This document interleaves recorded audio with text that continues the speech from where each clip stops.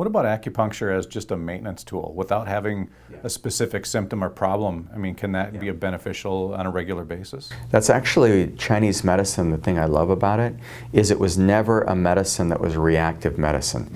In Western medicine, it's all like, you know, as soon as you get really, really sick, then we can take care of you.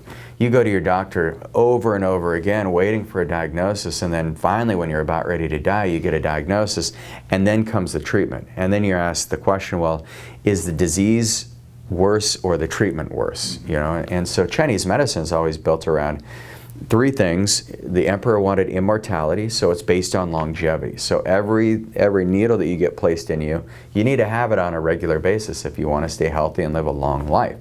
The herbal part of it is also based on longevity, but virility, that's a big thing, is they wanted lots of kids. They wanted to grow the kingdom, and China did pretty darn good at that. They're like over 1 billion people. The third thing that he wanted was vitality. So the medicine's built around strong, robust armies that could protect the kingdom, right?